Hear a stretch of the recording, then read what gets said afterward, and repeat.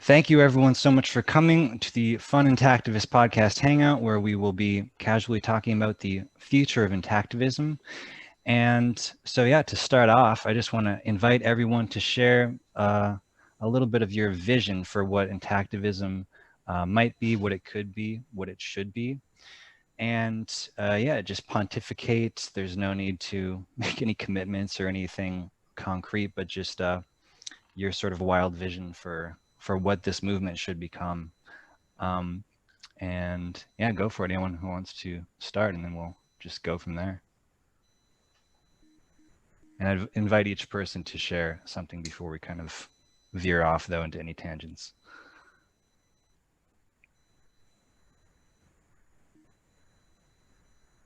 You want to go first, Jordan? I could go first. I could. Shoot from the hip. Yeah, sure. I'll go first. I'll give a little example of what I'm talking about. So, you know, my vision for Intactivism and what we could, should, would become if we are our best, I think, is that I really hope, and I'm intending, that we bring a lot more healing to the movement. You know, I want there to be a psychological awareness of the trauma that that genital mutilation causes us men, and sort of bring more healing groups, healing. I'm going to publish this book, and just more awareness of that, I think, is the main thing. But then also doing healing work, hopefully. So I hope that kind of seeps into the Intactivist culture a bit. We have another person coming into the room right now. So as I was saying, I think healing will be a big part of the movement. I hope it will be a part of the movement, and I intend for it to be a part of the movement. Another thing I'll say is I also think that the movement sort of becoming more unified. I see that happening with the Bodyguards / ICASM, the International Coalition for the Abandonment of Sexual Mutilation, and having just more cross awareness between different organizations. I've heard a lot of people kind of calling for that, and different people trying with different projects to create that. So I think we'll continue to see that happening, and just sort of more collaborations between Intactivists, and maybe even sort of a unified sort of group that has membership across different organizations, like an alliance or a federation of sorts. More of that kind of thing happening. And yeah, finally, I'll just say, I think there'll be a lot of media, like a lot of different things on YouTube, things on TikTok, on all the different platforms. I think there will be a lot of different creativity coming. And I also intend this. I'm creating a Intact sort of media company right now, Intact Radio. And so, yeah, I'm really excited to see where that goes, but that's my hope. And I think that will help propagate our message in new ways. Really sort of sourcing from that collective intelligence of the Intactivist movement and bringing it to the general public through that platform of social media. And yeah, I'll stop there for now and invite whoever wants to go next to share their vision for the future of Intactivism. That's what we're doing right now. Robert, I know you just joined. So, Jordan, I was under the impression this was a light Hangout stream. Did you open this with a deep, serious question about our vision for the future? Am I hearing this correctly? Yes. Yes, Brendon, this is my podcast. Yeah, Brendon wanted a fun Hangout, and so I am intending it to be a fun Hangout with a mixture of also interesting discussions about things that matter, because that's what Intact Radio is. And this is, in case you're not all aware, this is an Intact Radio podcast, actually. It's good to know. This will be, yeah, on the Intact Radio, Intact Community channel. So. Well, I mean, I can answer. I wrote a whole book called the Intactivist Guidebook, which kind of does answer that question. As far as, I don't know that any one person could have a vision for the movement, though, in the sense that it's a collective undertaking. So I might have an idea as to what I think it could or should be, but I'm one vote or one person within that larger thing. So I could say this is what I think it could be, and someone else says they think this is what it could be, and someone else says, well, here's a third perspective. And what the movement is going to be an amalgamation of all of those different perspectives. And so one of the things I have heard many people say is that they want greater collaboration and greater unity. But the interesting thing about that is that in part that'll come from allowing people to have different perspectives and still work together.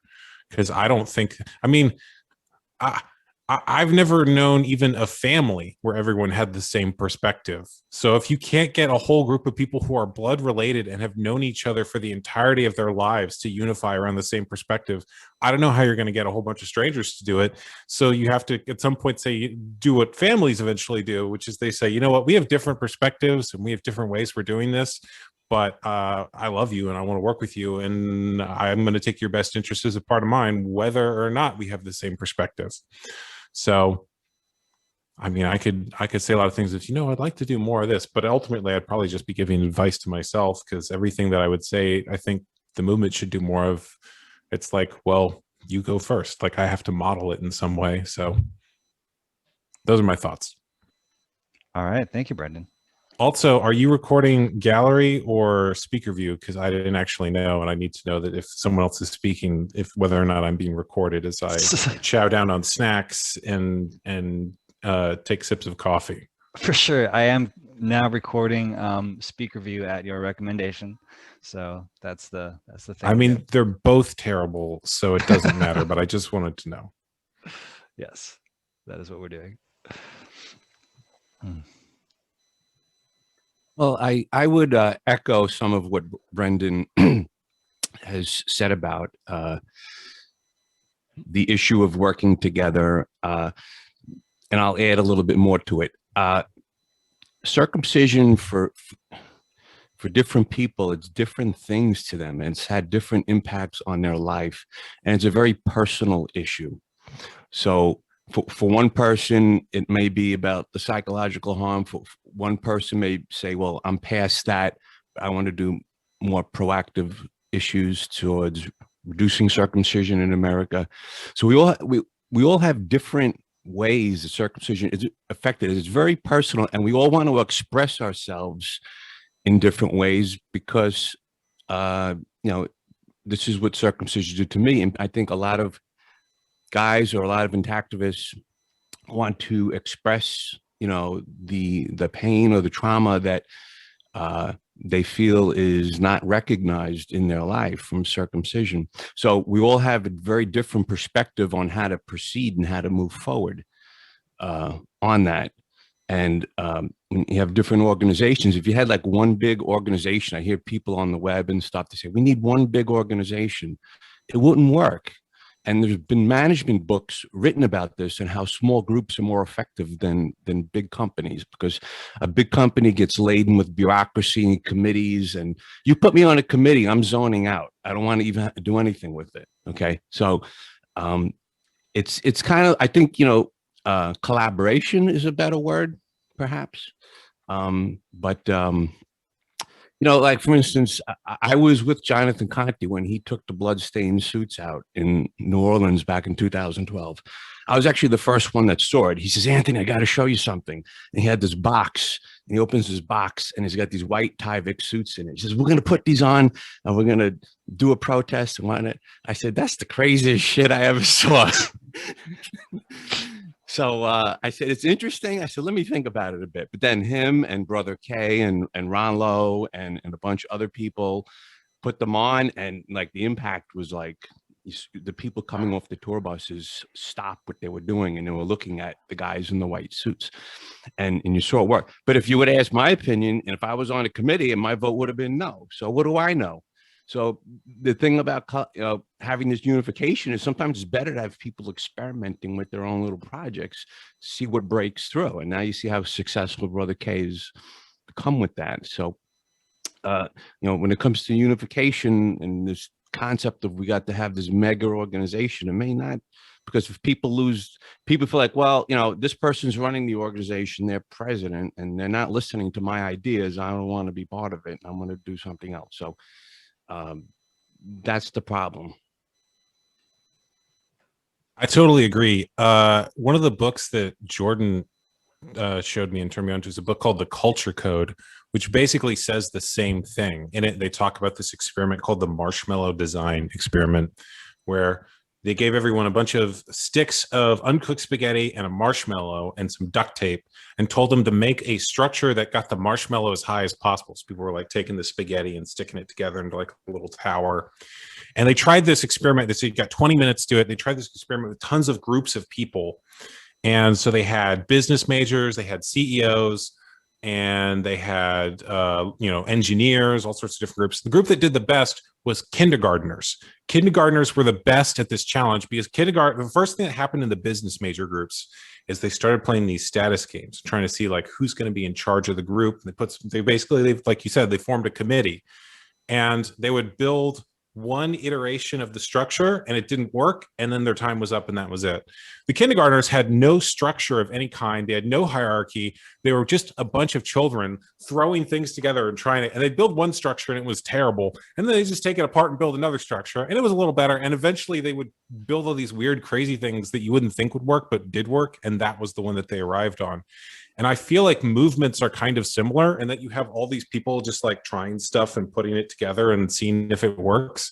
And they come up with things that no committee would come up with, but it works. And we tried like 30 different things and half of them failed, but one of them kind of did. So I totally agree. I think it's great that there's lots of different people experimenting and trying different things.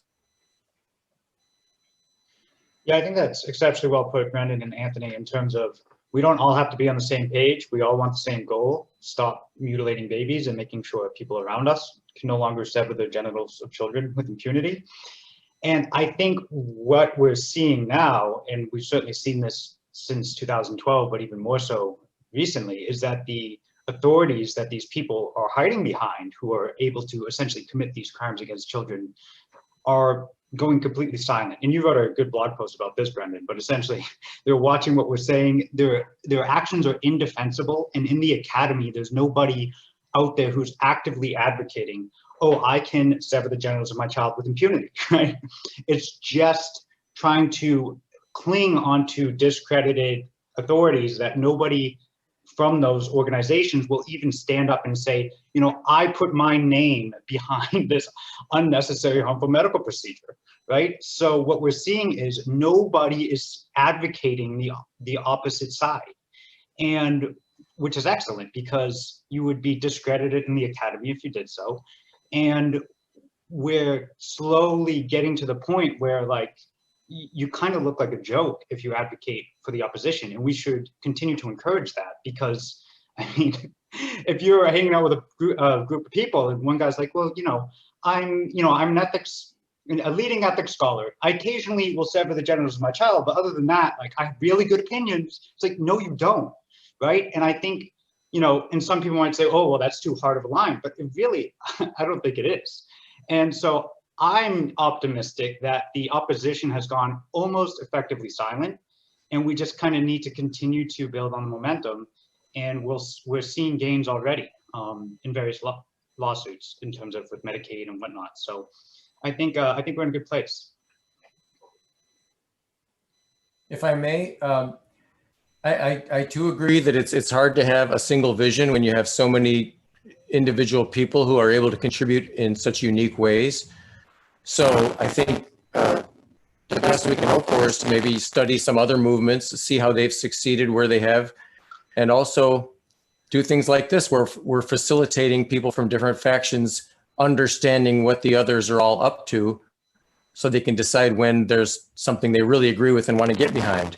So yeah, it's hard to herd a group like this, because some people are angry, some people want to make it a joke, some people have something very serious to offer in the court of law, and we just need to have room for all of them and make sure that we have good communication so that people understand what folks are up to and can support it when they feel something's worthy of support.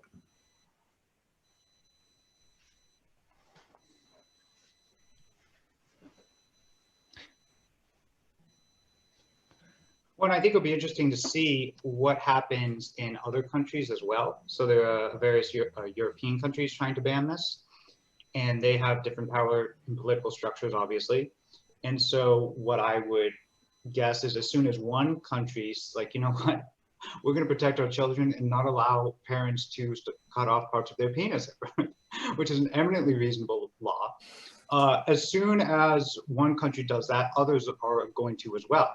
And the opposition is going to start shrieking histrionics. And eventually one country is just going to kind of grow a spine and say no, right? But it's that one country that needs to ban it first. And I don't, you know, it could be the United States, but for reasons that I think we all understand, it's probably unlikely. But that's kind of where I'm hoping to see the first legislation to say, hey, we're not going to allow this anymore. I'm Germany, skeptical. oh, go ahead. Go ahead, Ron. I was going to say, you know, in Germany, they had a declaration in a court of law that genital mutilation violates their constitution. And then the legislature met and said, well, we'll see about that. And they wrote an unconstitutional law, and it's still there and it's untested.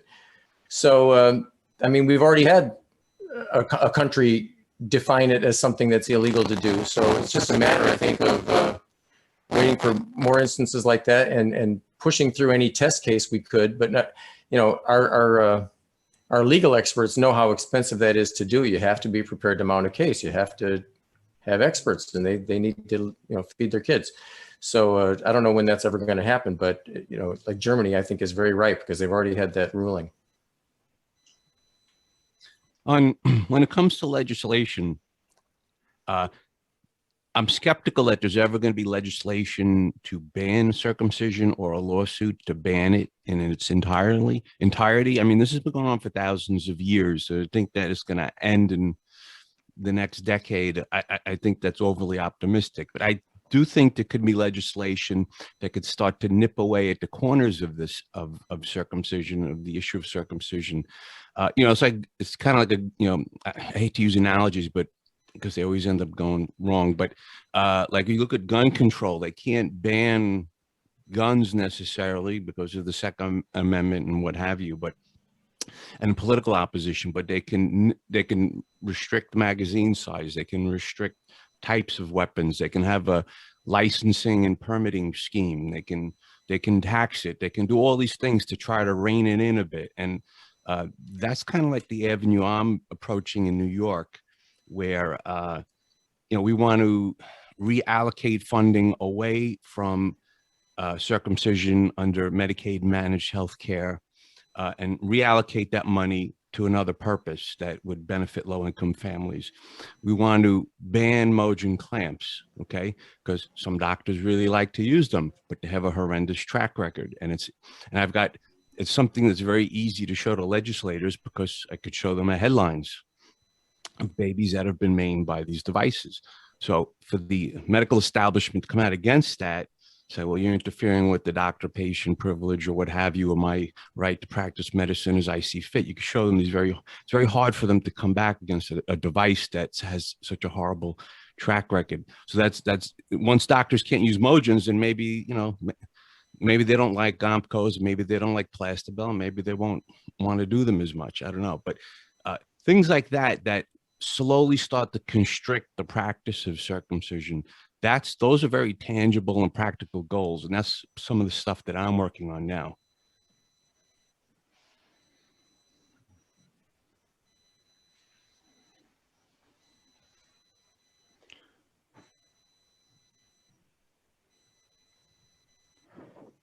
So I guess a group question, but how do you think we facilitate, let's say, cooperation within groups or between groups, because the opposition is extremely organized? Like how, and that's why, because their actions are indefensible, but they're exceptionally well organized. So how do we organize better as a group, despite, you know, obviously different ideologies and backgrounds and beliefs and ethnicities and whatnot? We all have the same goal of protecting these kids from having their genitals mutilated at birth. How do we facilitate this type of cooperation that makes us more effective in this clearly just cause?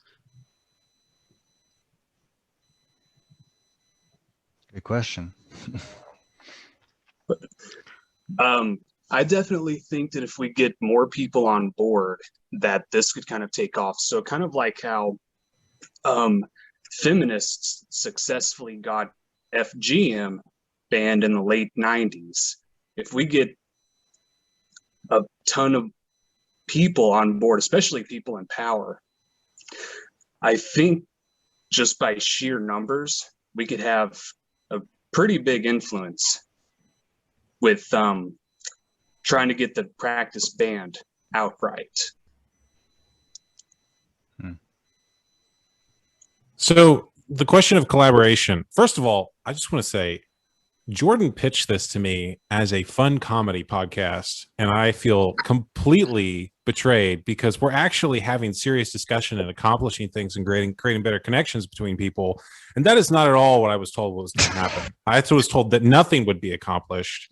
And so the fact that we're actually having serious discussions is just, I want to be clear that I didn't sign up for that. But since we're having a serious discussion, the question of collaboration is what would we get more people working together on? In other words, there are certain things that you don't like. For example, I've started doing like my own podcast and show. There's a way that people can collaborate with me on that. So I want to have more people on the show, and then we can work and create stuff together. And then there's ways in the future that people can support that show and help me do things on that. But at the same time, it's not, if I had 100 people working on it, that would actually probably slow us down because I don't need that. Like those people would be better off working on a different project. So when we say more collaboration, more people working on it, I guess I get curious about what that work specifically is, because, if the work, quote unquote, is people posting on social media, well, there's no limit to the amount of people you can have doing that. But also, is that where the work actually is? Is it organizing local meetup groups of some kind? Is it recruiting people in certain ways? And that I feel like is the question that you'd have to answer before creating more collaboration is, what do you mean by like what specifically would people be working on? Where is the work there? And that might be different for each person in each project. So I don't know. I think one approach to that I've kind of been interested in looking at is like a sort of a chapter model where we have various groups that kind of all have a structure that we've figured out and iterated until we figure out something that works. A lot like Mothers Against Drunk Driving did this really well, where they figured out something that works, and then basically they just set that same chapter up in different cities in each state, and repeat the same thing over and over and over again. And it's, if they have a model that keeps people engaged, that kind of people can take responsibilities and you figure out something for people to do. There's a group called the Reclaimers trying to do this right now with, or trying to do something that could have this applied to it at least, where they are basically trying to approach local sort of town halls and bring this issue up and figure out how they can do that in such a way that they can actually be listened to and try to make maybe some of these sort of small changes that Anthony was talking about, just little, like have a better consent form, for example.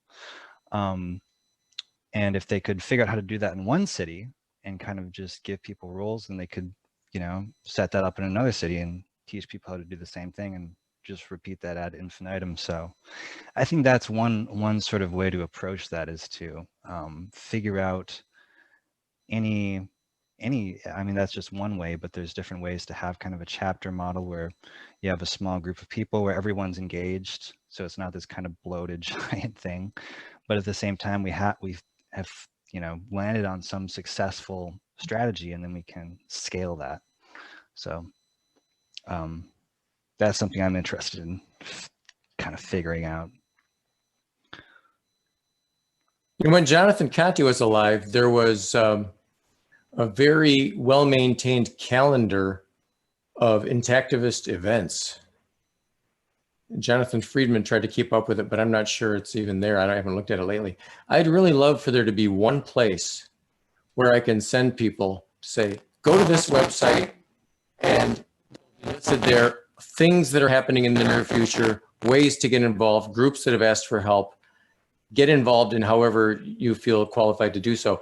I just had a guy contact me last night saying, my girlfriend and I are Jews, and we've discovered your movement, and I'm really annoyed that I was cut in the name of Judaism, and I really want to do something. And so I told him, what you probably ought to do is let me call Brian Levitt and see if you can, if he'd be willing to call you back, because he's Jews against circumcision is his bit, and maybe you have a special contribution to make from that angle.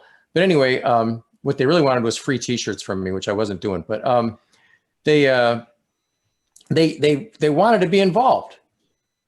So I wished I could have sent them someplace specific with, the calendar of all Intactivist events amalgamated into one list, sorted by date or sortable by whatever you want, number of hours per week that a volunteer could be expected to contribute. There are all sorts of attributes that these events could have. Anyway, what I finally did for him was I said, if you go buy T-shirts, either my T-shirts or any Intactivist T-shirts, I'll give you credit toward your restoration device based on how much you spent. And I said, if you can't afford it, put up a GoFundMe and I'll help you publicize that. It was something for them to. I gave him marching orders, but I felt like I wish there was something very specific, a very specific resource that I had in mind that I'm not presently providing, and I don't know who is. I was working on that project at one point, and I think it's dead right now, unfortunately. I could talk about what I learned from it, but so we had a website that we were working on, and I have a functional version of it, but the difficulty I had is that coding something from the ground up that was basically performing that function. It was basically a full social network, and coding something like that from the ground up would cost a pile of money. So we were using various plugins to put it together. So there's sites that you can use to run your own social network, which is essentially what you're talking about. And the thing that changed my mind about going forward with it was because we had a version that was functional. We were going forward with it. And then there were some things that were buggy on it, and there were some security issues. So we had got someone who's a security person. He fixed a bunch of those. But then there was the hack of that conservative social network Parler. And someone basically hacked their site, pulled all of their users' data and information. And I found out through that their backend was using a lot of the same technology ours was. So we were doing obviously something very different in terms of what we were trying to accomplish, but some of the stuff it was built on was similar. And at that point I thought, okay, if I actually want to do this right and have it secure, I need to approach it differently. And to approach it differently, I would need more support and more money and more resources. And I didn't think I could pull it off in a way. Like, I had a version that I totally could have launched with at the time, but I also knew that if I got everyone in the movement into this site and then there was a leak in it of something like that and it wasn't secure, that I would also risk that it's the same thing happening to all of our people. And I was just like, I'm not willing to do that, even though we had something that was working. So since then, I've started looking at a lot of basically apps and software that have this built in, and there's the possibility of doing something like that in the future. But the other things I was challenged around that was, basically, if you build a social network, then you have all the challenges that come with social network moderation, which is, someone logs into the site and they post something they're not supposed to post. And do you have people who are standing by who can have that removed? Do you have a terms of service that says you're not legally liable for what they posted? All of those sort of things. So the difficulty of building, and the other difficulty of building a centralized thing is you have to get users to submit data. So if I build this, does everyone sign up to it, or are they dragging their heels and like, I don't understand it? Where do I go again? What's the website? Oh, I think I heard something. It's the challenge that any app has with adoption. So the thing that I'm looking at now is there's some apps that you can build basically a private network and a private group but the advantage of them is that they're more hidden and they're more secure, and they still have location-based stuff built in. Because that was the other thing I was looking at, is I wanted someone to be able to log in, put their location in, and then find other users in their location. So that, in its current form, I just was like, I can't, you know, I want to make sure that this is something that's secure and stable. But it could come back in the future. So yeah, I've gone a little bit down that path enough to know, I've gotten far enough down it to learn why it hasn't been done yet, and what the like real challenges of actually accomplishing it are.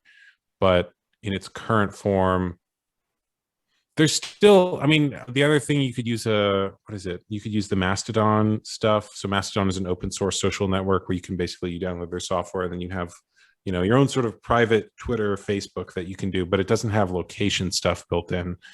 And there's some other stuff that I don't want to mention online, because that was part of what got Parler in trouble, is people knew what software they were running under, you know, underneath the hood. And they were like, well, we know all the security vulnerabilities of that. So anyway, I think it's something that would be useful and would be good, but there's some challenges there. It's kind of like the kindergarten analogy, right? Like, just put it up and see if it works. Yes, I built a version and it fell down. So now I know that that's the version that falls down, but I also know why and where and what things we could change and do better in the future. So I might have a second attempt in the future. And so let's say someone's like, okay, I've kind of come into awareness, like this is something that I feel is unjust and want to stop, and they sign up for the site.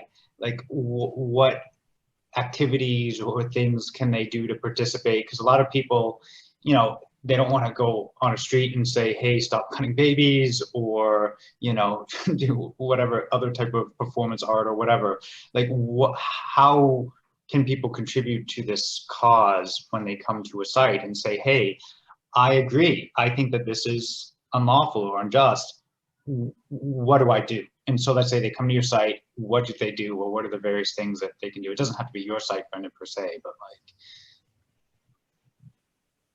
I feel like it depends on the demographic. So there are people who are building versions of their own sort of small network on other platforms. Like there's people who have a large, or like a large Facebook group of some kind that they're basically using the same way. There's people who have private Slack groups and things like that. There's all sorts of things that you could do. I have someone who I've actually, this is a question I would want to put to the group, is I have someone I'm talking to who wants to create men's groups with me. And he was kind of asking me about what are the challenges that people are facing. And he's also someone who runs large live events. So he'll put on a conference, and his conferences are like sales conferences. So he gets tons of people together, and they're large, like, you know, they're large money-making events. And so he's looking at this going, okay, there's obviously a need here. Is there something we could do here?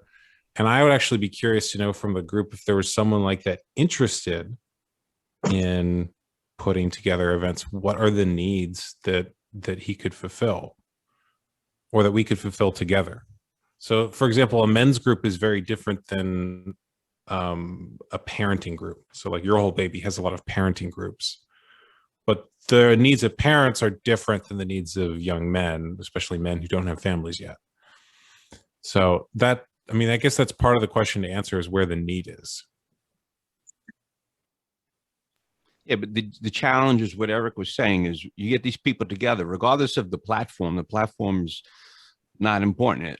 They want to do something, but they don't know what to do. How do they participate? My thing is, well, you can donate money. Need that. But it's hard to, outside of that, especially with the pandemic, I can't say meet me in Union Square on, you know, March 15th, we're going to do, you know, an advocacy event or something. You know, I think the future could be like, you know, can we build up grassroots groups in each state, you know, with a leader of some sort that, you know, when the time comes to do some lobbying or contact legislators, then, you know, could we, you know, use those resources, use those people to whether it's making phone calls or whether it's showing up at the state capitol. Look, there's so many groups in New York that are special interest groups, whether it's teachers unions or what have you. They put people on a bus and they drive them up to Albany and on Legislators Day, without the pandemic. And they meet the legislators. They go into the Capitol building, and we're from this group. It needs to, thank you for your interest or support on this issue, whatnot. And and that's unions, and that's what they do to get attention and for their cause. And maybe that's something people could be participate in if they're so motivated. A lot of people say they want to do things, and then I get people call me all the time. Oh, what can I do? I love your interaction, whatnot. And I call them back or I email them, and then it's it goes dead. It's like, so but perhaps something along those lines. But we need to direct them what they can do, and that's always a tough question other than donate money. Well, there is. Oh, sorry. Go ahead. I was just going to say that's really interesting, that idea. Colorado ABC was one group that kind of already did that in Colorado, and temporarily at least got circumcision removed from Medicaid before it got put back in by a senator, which was a good lesson, I guess, at least. But yeah, that's I like that idea. Right. So I'm doing a lot of work in New York, and I've had meetings with legislators already, 3, and I'm going to have more meetings coming up. They're setting them up. A little bit crazy in New York right now with between the governor and the pandemic. But hey, chaos, there's opportunities, right? So anyhow, but it could be foreseeable at some point in the future that I would rent a minibus or something like that and get people, if I had enough warm bodies, to get on the bus, and we could all drive up, take a 3-hour ride up to Albany on Legislators Day, and our lobbyists would set it up where you can meet the legislators, talk to them, and tell them that not cutting babies is very important to us, and we don't think health insurance should be paying for it, and this is who we are. And that's a way for people to participate. Whether they're willing to take a day off from work to do that, it's another question. But maybe. Mm-hmm.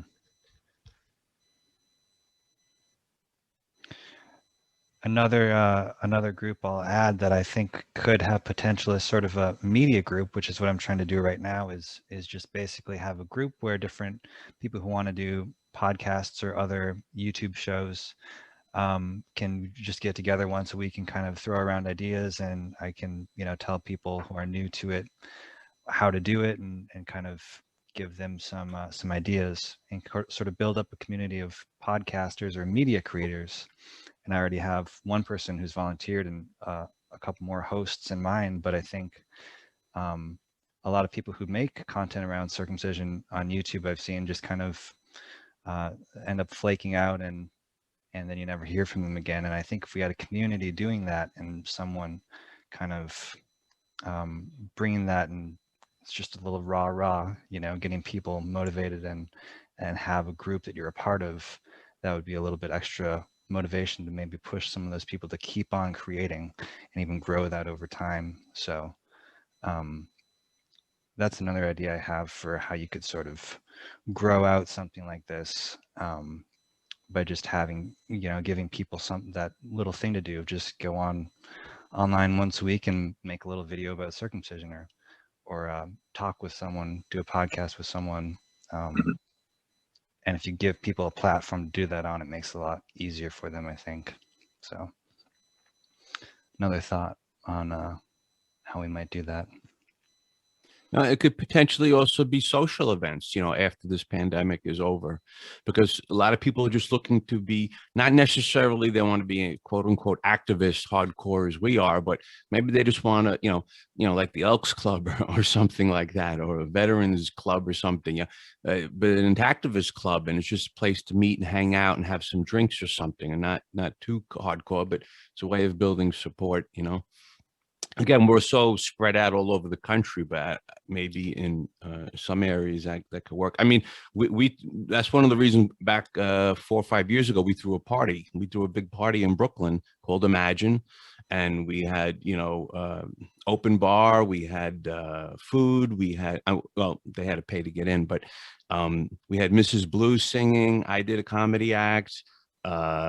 We had someone from the Howard Stern show showed up because I arranged that. And it was a great evening. It was a lot of fun. And people always ask me, when are we going to do that again? So that's just the idea of a social event that promotes Intactivism and it's a way of people to kind of get together and connect a little bit. Doesn't always have to be, out on the sidewalk holding a sign. Yeah, I think that's important that, it's not instead of being an activist. Probably most of the people that were at that event are busy, doing things on the sidewalk when they get a chance. But that event, like I was talking about earlier, is a way for people to understand what everybody else is up to and try and figure out where else they can fit in. So it's certainly an important part of it. It sounds fun. I second what you said, Tony. I think having more cohesive communities, wherever you may be in New York, Boston, DC, California, San Francisco, etc., is once you have a group of, even 3, 5, 10 people who you all can rely on when you need to, you become a much stronger unit. So, and you don't necessarily need to do that protesting on the street. You can go out, get drinks, you can have a, party with an open bar, which sounds fun, or whatever it may be. So I think, if you have more of these events, Tony, it'd be great to go. And of course, things are a little different now, but hopefully in 6 months or so. So yeah, I think any effort we can do that can foster a sense of community is something that would be encouraged.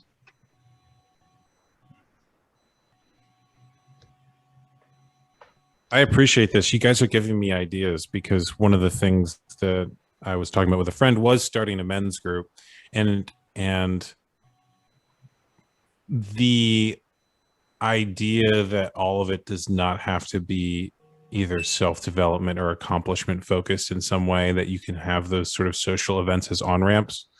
That's actually something that a lot of people who write about activism talk about, is the concept of on-ramps, meaning like, where does someone discover your movement or get involved in an organization? And it sounds like the on-ramp does not have to be a serious activism thing. It could be like, I went to this party and it was hosted by this group, and I started talking to them and it seems cool and I like what they're doing, and now I'm involved. But it doesn't have to be, I saw someone at a protest, or I saw a activist video or something like that. It could be something that simple. Could be a bowling league or something, if that's what people like doing, whatever. Axe throwing. Tony, we got to start the Intactivist weightlifting organization. I would be there. Intactivist gym. Come on. Let's do it. Any ideas of how we can get more money into the movement? I think that is probably a bottleneck, I would say. I mean, maybe so, but I think that falls with just like general awareness as well, because a lot of people still don't really, I guess, realize how detrimental circumcision is to men's health, or they just might generally be unaware as well. So I think since we can't go out and do events, like I was doing with Foraging back pre-pandemic, I think that if we utilize like YouTube or Facebook ads, especially since a lot of people are still staying inside, that could help raise awareness and bring more money into the movement as well. Because money really does talk. I mean, the whole circumcision movement is a multi-billion-dollar industry at the very least, with many different other industries that are sticking their hands into the pot, like cosmetics, the clamp industry as well, and then the personal incentive that pediatricians get on top of that, and then joining into this cabal, the AAP. So yeah, I think general awareness on a mass scale, bringing more people in, and then, like having a Google sort of, like Google's the search engine. There should be, like Brendon's idea for the website before, maybe just have like a generic jobs board of like, hey, bloodstained men need protesters here on this day. This is the date. This is how much we're paying, or it's voluntary, whatever. And then we could bring that sort of like loose collaboration from all the organizations into maybe a virtual setting, like with the jobs board or something else. You could do all of this now manually. So I was looking at trying to build software to scale it, but like you could just do it manually if you're one of those people who actually answers your email quickly and are willing to be the center for it. So I know John Atkinson, he was working on something with his Genital Autonomy Society site, and I looked at what he had. Like he's got the right idea with it. It's just that he's not well known enough to be a hub for it, and he'd have to be like, you submit things manually and then he enters them manually, but you could still do it that way. It's just a question of scaling it, and then if someone wants to do that enough that they're willing to be on the email, on the phone, being, someone sends them like, hey, we're doing this event tomorrow, can you list it and send it out to people, and they're on top of it. So I am probably not that person because I am having a baby in 5 months. So, congratulations. Yeah, I mean, I'm not having the baby, my wife is, but I'm not going to be on top of it like that. In fact, I'm designing my life such that I won't have to do anything for that time period. So, but it's just a question of if someone wants it. I think John would be open to anyone's events if you just go to genitalautonomysociety.org. And anyone watching this can also sign up. It's great. John does, if anyone basically wants to post anything on there, I think he'd be willing to. It's the interest in it hasn't, I don't know if he hasn't marketed it quite wide enough yet, but I think that's the best we have so far. So, or right now at least.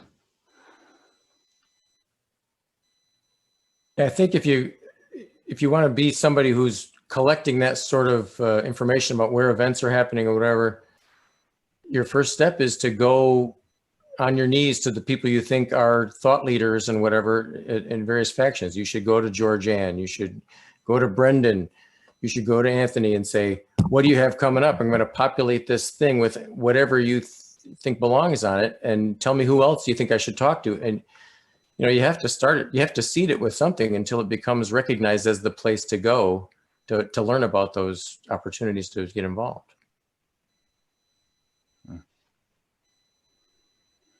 I'm thinking about that Chinese phrase, to eat bitter. Like they will refer to, if you really want to be like a super strong athlete, you have to be willing to, as they put it, to eat bitter, like to just have this, to experience a certain amount of hardship to get there. And everything we're talking about, I think, is doable. It's just the question of how much work are you willing to put in. Like that was what I felt with my film, is it's something anyone could do, but it takes a lot of work and a lot of time, and you have to commit to it and go towards that. And now I have the podcast show that I'm doing, and that required a certain amount of commitment to get off the ground. And like, if you wanted to raise a bunch of money, if money was the goal, that's totally doable. You would just have to work on networking to wealthy people and pitching them on it. Like the person I mentioned before, who I've been talking about doing some sort of men's group with, he trains a lot of really rich salespeople, and I'm certain that on, if in the future there was a project we wanted to raise money from that network from, it would be possible. But like, if I'm going to do that, I have to approach and say, I have to be very clear on what the ask I'm making is and what the pitch I'm making is, and I have to put in the work for it. And I'm aware that there's only so many things I can put that in, and that's a commitment I'm not focused on yet. But in the future, that might change. That might be the focus. So Jordan, what's so I have to hop off in a few minutes, but what's the kind of plan for this particular podcast or format? Like, I guess this is an episode of your podcast. like, are you going to continue kind of hosting this type of venue, or what's your kind of plan to take this? If that makes sense. Yeah, good question. So it's pretty open right now. The Intact Radio brand, we just did actually a presentation on it yesterday. That's on this same channel this will be on. And you can find it all on, it's actually Intact Community is the broader, or this is sort of a sub part of Intact Community is the both YouTube and the Facebook page. So Intact Radio is sort of a channel where we can have a bunch of different sorts of podcasts. A lot of what I've done has been just like actually just going live and then inviting whoever wants to come on the show to pile on. This event was a little bit different because Brendon wanted me to do a podcast. And so I thought I'd invite some specific people who Brendon might be interested in talking with, and kind of some fun people to talk with who I haven't talked with in a while. And so that was the idea for this one specifically. We could definitely do more events like this if people are interested in. I've enjoyed this and gotten some interesting insights. I don't know if it's as fun as Brendon wanted it to be. I'm sorry, I'm not just fun. Brendon, you plan it next time. If you want it to be fun, then you tell me what to do. Give me better instructions. Well, you started with a serious question, which is fine. We're having a good discussion. I'll say too, for anyone who might be watching, all of the things we're talking about where we're like, oh man, I wish we just had more of this going on, or someone did this. They're all possible if someone's willing to commit to them. And one of the things that I have loved and appreciated is when someone reaches out to me and sees a problem that I have and says, hey, I can help you with that. So the person who I'm probably going to have do my show editing in the future is someone who reached out to me who said, hey, I saw you on this podcast.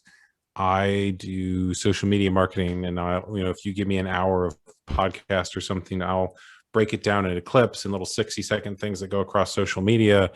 And he has a company that does that and came towards me and has since become a friend and someone who's really cares about this issue and is helping on other things behind the scenes.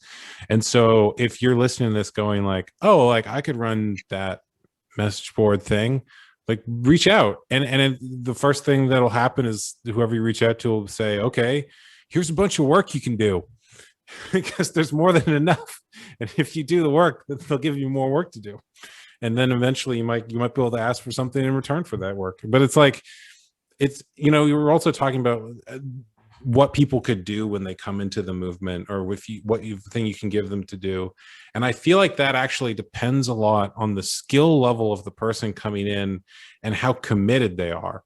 Because if someone's not that committed, then what happens is what Anthony talked about, where it's like they come in and, they're like, oh, well, I'd love to have you work on this. And then you never hear from them again. Right.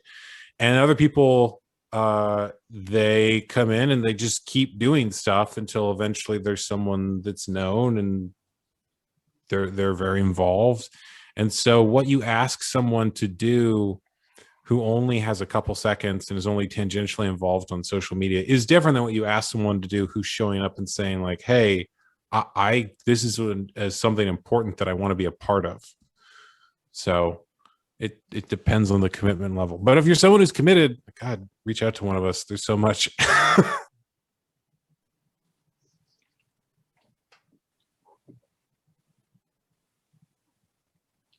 Let me ask, I'm going to pose a question to the group. If you had someone who came to you and said, I'm willing to work full time, I want to make this my issue. Is there a task that you would want them to do? And is there a type of person where you're like, oh, like, please send me this type, like, please send me someone who really understands, who can translate my stuff into a different language, or who understands this aspect of promoting things on the internet, or who understands this way around the political system. Like, I'm curious for everyone else here, like, what is the need where you're like, yes, if we only had this.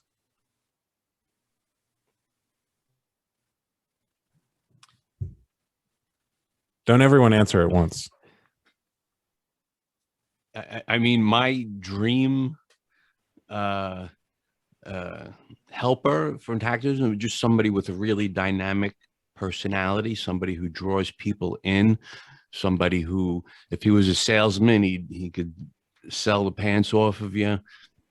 That would be the kind of guy, you know, or girl that I would love to have, you know, those people that are just very socially fluid, where they can just work with people, can connect with people. To me, that's what it's all about. You know what's funny? Literally right now downstairs, my wife is teaching a course on sales. There's a bunch of people in our living room that she's training in how to do that. So I might have your solution there. Yeah. There's a couple people I know who might fit that description. Yeah, there are people with magnetic personalities that draw people in. A good friend of mine, Mike Winnell, he's like one of those kind of people. He was in New York. Now he moved back to Australia, so I lost him. But he was great. He could bring people in. He could connect with guys. He would bring people into our events and meetings. He was great. Yeah, I agree. I've met him. He's an incredible personality. Second as well, great guy. I mean, I would like someone, I mean, to move this forward, I think we, you know, there's the social aspect, there's the legal aspect, and I mean, those are, I think, kind of the two, and the law often follows culture, but it can be vice versa. And I think where I may focus my energies on and would try to recruit support for is just getting small legal victories, like defunding circumcision in a certain jurisdiction or a certain state, because parents won't cut their babies if they have to pay for it. That's kind of like a law of nature in this activism.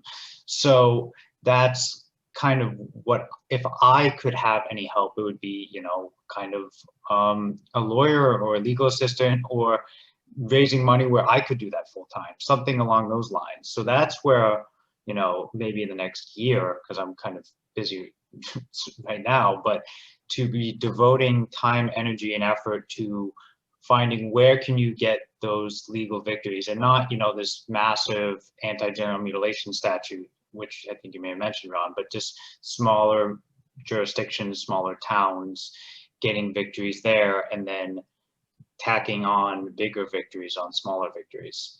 So that's what I think I will be directing my energies towards, maybe not in the next year, but certainly in the near term future. So you're trying to go the full lawyer route. I didn't realize that. I thought you were like still exploring doing public speaking events of some kind, but it sounds like you're focused on the legal. Is that accurate, or is it both? I think I could do both. Why not, right? But you know, right now at least, I just can't do more than school and suit. I mean, it's just not possible. But at a certain time, I will be done with school. That will be over in about a year, and so that's. I mean, it seems kind of nonsensical to do all this work, become a lawyer, and then not put those skills to use for this cause, where I think I could, you know, could gather support as to, you know, to help move it forward. You know what I mean? So that's kind of where I'm leaning towards. I will say, the next episode of my show, I interviewed Georgianne Chapin about their survey data on soliciting circumcisions, and she does not think the Medicaid thing makes a huge difference, because when doctors solicit, they solicit like 8 or 9 times, and that level of solicitation, like each solicitation increases the chances of someone saying yes. I mean, just one increases it by 50%.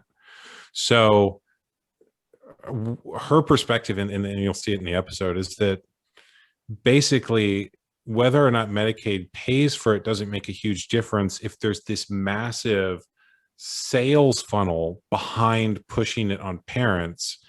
And basically what their data shows is that there's just this massive solicitation. So I'm hoping you all listen to that, because it's, I know there might be different perspectives on that here, but that was surprising to me, that basically whether or not Medicaid pays for it, that there's still like this massive sales push for it. I don't just, go ahead, Eric. I was going to say, if you're a parent though, and you get asked, it's going to cost you $300 to cut your child, and you don't have that much expendable income, you're going to say no, right? And Medicaid probably covers, I don't know the percentage of people, but it's probably somewhere around 30 to 50%. So if you get 30 to 50% of people to stop cutting their kids, that changes the percentage of circumcisions quite dramatically.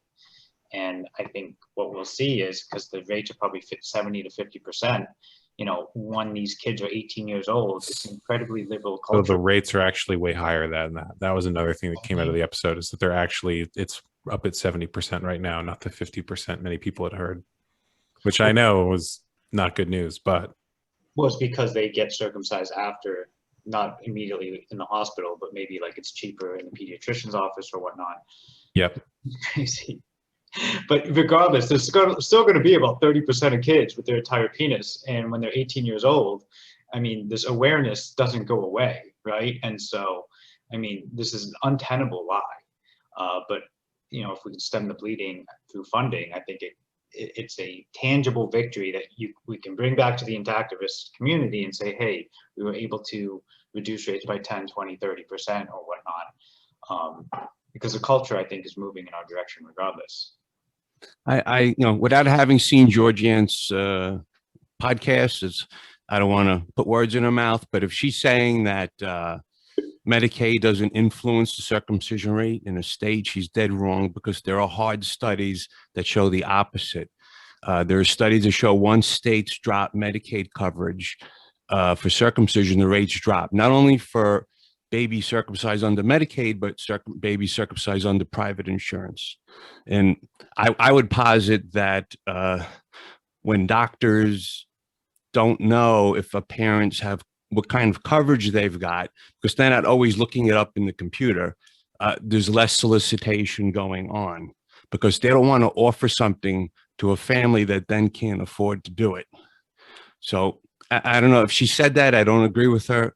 IA, you know, they give very strong opinions on ideas that are homegrown, and so she's entitled to her opinion, but I wouldn't agree with that. Well, I mean, there were some real life things that can back that up, like what happened in Hawaii. It had one of the highest circumcision rates because it was covered by government insurance. And then once that was taken away, it fell to one of the lowest in the countries, if my facts are correct. I know that it fell substantially, but memory says that it was one of the lowest in the country after the government stopped paying for circumcisions and it was coming directly out of parents' pockets. Yeah. Now, you know, the issue of Medicaid, it's a two-headed monster. Unfortunately, it's not, you know, we have Medicaid, and then you have managed care Medicaid. So the Medicaid, or traditional fee-for-service Medicaid, is being phased out. And that's where, you know, a Medicaid patient goes to see a doctor, the doctor performs a service, doctor bills Medicaid, Medicaid pays the doctor. That's being phased out. What's more is managed care, where the state Medicaid programs say, well, here's a patient, we're going to pay you so much per month for this patient. And, you know, and then the insurance company has to cover needed services for that patient or their family for that amount. So, and then they have much more leeway under managed care to offer things that Medicaid maybe wouldn't, as long as they do it under that cost factor. So it's shifted a little bit. It's not just Medicaid, it's Medicaid managed care. And that's what we're working on. Yeah, that is something that she mentioned in the episode, is that basically a lot of private insurance covers it. And so even if it gets off Medicaid, there's like these other tendrils in the medical system that sort of cover it or sort of don't.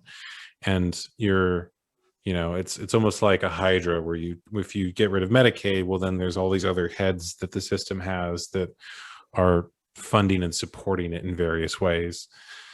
Well, Medicaid is for people who can't afford or don't have a job that gives them health insurance. Right. These other health insurance have to provide it because if they're competing with each other. But if Medicaid removes it, then that's the kind of leading insurer that other insurers can kind of take the lead and say, oh, we don't actually have to cover this either. And, you know, there are definitely people aware in the insurance company, as we are, that, like, you know, this is an unnecessary surgery, to put it mildly, right? So, but also you can't really, as a public policy matter, private insurances can cover what they want, whereas government insurers have a little more accountability, where you can actually, I know at least in Massachusetts, they're suing them now to say, hey, you can't use taxpayer money on unnecessary surgeries, which is eminently reasonable. I want to bring the question back to what Brendon asked a little bit ago, because I didn't get to answer this. What my ideal person who would be sort of my ideal volunteer? I like that question. And I'd really love to have people who are able to run a project, like something like this sort of, a group that goes and approaches the government about Medicaid, like someone who's able to take charge of an actual project like that, kind of figure out what the components of it are, and direct a group of people to take action on it. Another example would, I have a lot of like ideas of things I want to do, and I just can't put them all into action. So there's a social media team that we're creating at Foragen that will kind of do outreach on Twitter or other social media platforms and inform people about circumcision and the solution that Foragen is hoping to provide. So someone who could like run a team like that and kind of go in and figure out, okay, which messages are working? How can we track this? How can we, keep the people motivated, keep everyone engaged, answer questions? Someone who, like, I can get a lot of volunteers and easily source people, but having someone who has that leadership potential and can show up and kind of take control of a project like that would be like really nice to have people willing to do that. And if there's anyone out there who's watching this right now, I will train you in the leadership capacities if you have a good if you are willing to put that work in. It's really just it's a lot of work to do that stuff. So I think kind of echoes also just what has been said already. The willingness to put in the work and those people skills are pretty invaluable.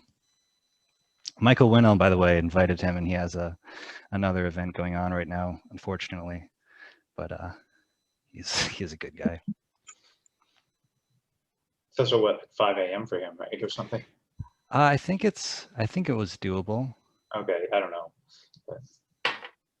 yeah, I think it's like it's 7 a.m. or at least. Sacrifices for the Intactivist movement. Yeah, he does the international group, and they start at like 11 a.m. By my time, which is 2 hours earlier than we started here. So you got to do what you got to do.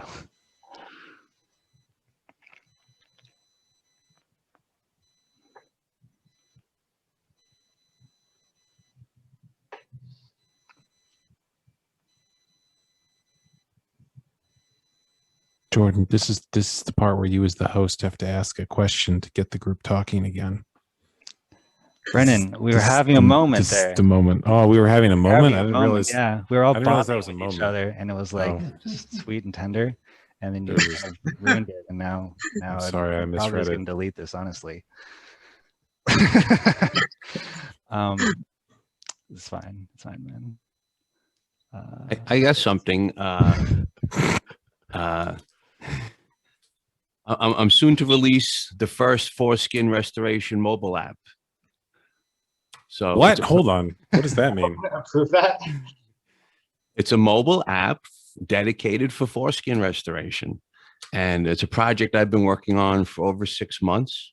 It's in beta. It just started beta testing, and hope to release it in the coming weeks. And I hope it's a way to attract more people, to make restoration more accessible, and by getting it out into the mobile app market. Has a bunch of cool features, has a lot of information. The biggest feature it has a timer feature, so it tracks your restoration time, how long you're putting in for each day, and it accumulates it on a daily, monthly, and annual basis. So you can kind of keep track of what you're doing. It gives reminders, so it reminds you like the first thing in the morning, time to start tugging, and then it gives you reminders during the day if you fall off the track, if you stop doing it. So it has some cool stuff. I hope it becomes popular. I invested a lot into it, and fingers crossed. That's awesome. So this sounds a lot like a lot of diet and exercise apps in that it's got a schedule and it's tracking your progress. Exactly. Yeah. There was an attempt to do that was actually rolled out for the iPhone maybe 5 to 8 years ago. I can put you in contact. Send me a note. I'll put you in contact with the lady who wrote that. She might have information that would be helpful to you, like a client list or something where you could invite those same people to come and subscribe to yours. You know, I hope by getting it out into the Google Play and the Apple Play Store, that people will wander into it and they'll become interested in restoration. I think it'll also be a resource for Intactivism, because you can have some little Intactivist messaging built into it, or some ads or that kind of a thing. So, matter of fact, let's see. It's notifying me right now that I'm off schedule. That's actually the timer page on it. Does your app company want to sponsor a podcast? I'm way in the hole at this point. Now that you're bringing in the big dollars. I think that's great. Yeah, I'm trying to incorporate some gamesmanship into it. So like the people who put the most amount of time in for the day, they get in the top ranked, they become top ranked members. There's that kind a of leaderboard. You know, so all these kind of things to encourage guys to stay engaged with their restorations. Anyone who's tried it knows it's very challenging at times. So that's a new thing. I'm just getting ready to start on the beta testing. We have it. It was accepted by Google Play, and we just submitted it to iOS. So that's where we're at. If you go ahead. I was going to say we need a little Bluetooth device the size of a wristwatch that interfaces with your tugging strap, so it can transmit to the app the total amount of work done on your penis, and create a chart for cumulative whatever the hell. Who knows? It could be down the road. We need some type of tension, Bluetooth tension gauge or something. Yeah. It's the Fitbit, but it's the dick pic. Dick bit. I like it. There we go. Smart dick. Yeah. Smart dick. You trademark that now. Look, like Ron has always been my my model to follow. He does restoration device sales, and he's an Intactivist, and I'm wrapped up in kind of the same thing. And a lot of the money I make from restoration gear goes to Intaction. That funds a lot of the stuff that we do.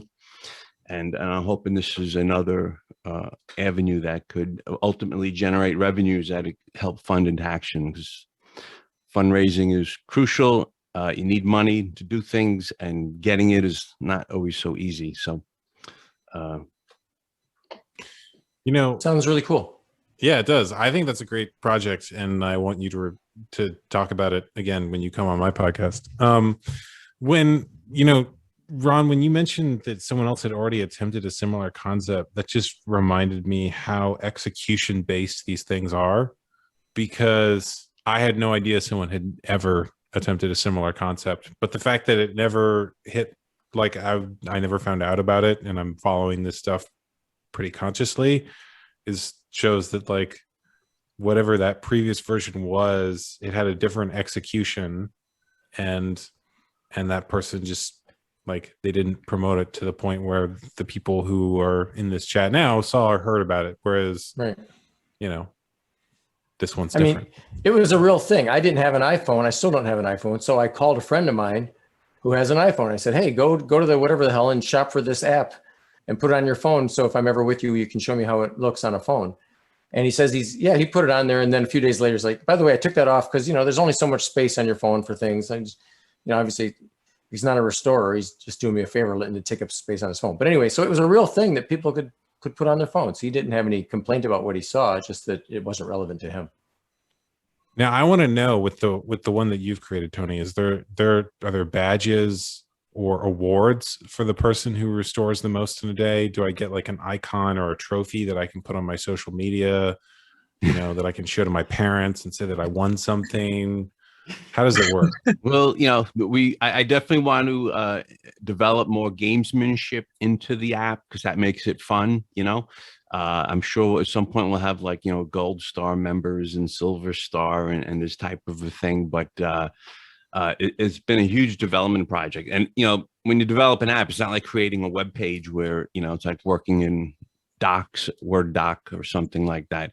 It's all coding, and it's a lot of work, a lot of hours. And we just brought the app is going to be good, but then it can, once it gets, depending on how it's adopted, I'll be able to add a lot more. I have a lot more stuff I still want to put into it. But as they say, it'll be interactive development driven by more what the users want going forward. I'm giving them like the basic amount at this point, which is a lot of stuff actually. They'll be able to buy devices because I want to have all the device manufacturers listed in there. So again, this is geared to like new people. So they come in, well, how do I get started? All right, well, here's TLC Tugger, here's Hyper Restore, here's all the different DTR, whatever. And they can click on the link and it'll go to Ron's website or whoever, and then they can check that out. So all the devices will be there. All the people that are tugging for the day, you'll be able to see a listing of who's tugging. So it's like, oh, okay, there's me on the list, you know, and that kind of a thing. So maybe they could support each other. And wait, they can all join a group chat together while they're there's not a group chat, but there is like a forum where you can post comments and that kind of a thing. So like Peloton, but it takes 5 years instead of 20 minutes. Well, Ron's going to be our Peloton instructor. Are you looking to get press for this? Because this is made for clickbait. Like there are definitely some people who would write some articles about this. I suppose at some point I'm just trying to debug, and that's why I haven't announced it yet, because I'm still trying to get it done. And it's like every time you touch one part of the code, it throws 3 other things out of whack. So I'm trying to get it all straightened out. Are you coding yourself? I don't know if you have I'm working with a guy, and okay, he changes one thing, and then I'm like, well, hey, now this doesn't work. And right. So he's the writer, and I'm the tester. What I'm imagining is like a couple years from now, when this app has been out, and people write articles about like the #1 user of this app. and you know, if someone is like consistently on the leaderboard as the #1 restorer, I mean, is that a sport? Could they get sponsorships? Could we have like teams or like teams? I like that. Win prizes. Yeah. So like you'd have, you know, different people from different cities, and like there'd be a competition between them of some kind as to who can log the most hours in the app each day. The problem is it's too easy to cheat, you know, because they could just say that they're doing the time and you don't know. That's true. Hooks up. I wonder though, is it going to show their profile icon in the leaderboard? If there an amount for which I could sponsor one of them to change that to a QR code that goes to the place that I want, and I could just have the sponsorship. That's what we need sponsored restoration. Well, maybe they could be a social media influencer of restoration. We need restoration influencers. I think that's the way forward. We figured out how to solve this issue. We had one named Tuggy McStretcher on YouTube. He was great, but then he got kicked off for nudity. Wow. It was a medical device. I mean, come on, really? YouTube, I've had trouble too. Medical and artistic. And artistic. What? And so artistic. Yes. Kicked off of YouTube could mean that some bot detected a keyword it didn't like, or it could mean that he did something that you're not supposed to show on YouTube. So when you say kicked off of YouTube, I don't know which it was. Like, what are we talking about here? I believe what I've heard is that he was showing videos of restoration, of the actual process of restoration, and that is not allowed on YouTube, unfortunately. Yeah, he needs to move to the hub for that one, or maybe Vimeo at least. Vimeo finally threw me off, by the way. Vimeo, why? No, absolutely no reason. Oh. I mean, Okay, there's they content had a nudity on Vimeo. They had a reason. They said that I used copyrighted material, but I used it with attribution. I noted that it was for an educational purpose. It was a short snippet of a larger work, blah, blah, blah. It met all the criteria for their policy on how that stuff should be done. And yet they were obviously very eager to get me off because they stopped even responding to my rebuttals of the fact that, I was within their guidelines. Like, I said, I don't mind being thrown off if I violated your thing, but here's the letter of your thing, and I didn't violate it. And they just said, yeah, never mind, you're gone. And so I have a different service to host my videos now. So I'm a little disappointed in them. I truly, in my heart of hearts, believe it was because they didn't like having explicit nudity, and even though it's part of their thing, but they welcome artful nudity and non-pornographic nudity, but I don't think they welcomed my nudity.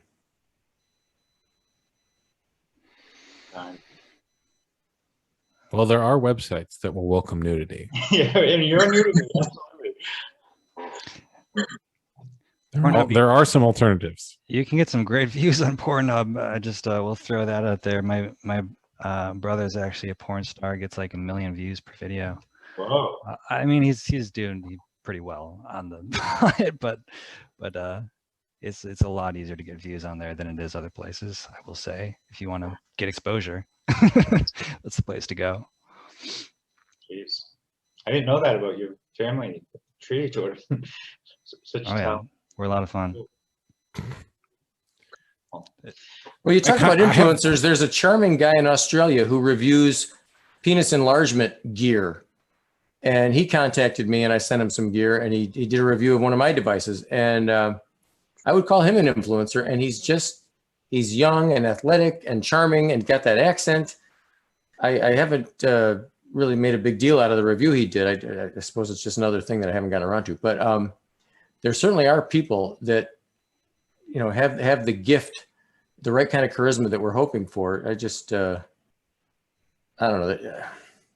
All this stuff has gotten me kind of depressed because I see everybody into something and doing it very well, but I just still wish there was this central clearinghouse where I could send somebody, and everybody thinks, well, I've got the central clearinghouse, but as soon as you say you have it, somebody else has it, and now you're feuding about who should be the central thing. Georgianne thinks she's the central thing. That's the depressing thing. I just wish there was a central government or something that would just declare itself the central thing. What would having a central thing do for you? What would that? Is just that when someone comes to you, you know exactly where to send them? I'd like to be able to send somebody somewhere so I would be assured that they would find their best way to contribute. And if they didn't, they would come back to me and say, I didn't find it. And at least I'd know. But presently, I just don't know where to send them. And just sending out notes to people that I like and that I trust about, hey, where would you send somebody? That's a project that I don't have time to do, Yeah, that's why I was trying to build something, is because I wanted that service for myself where someone could go on and list their skills and list what they were looking for and put their city in. And building that site turned into a project of its own. And again, I had a working version, but it was a little clunky and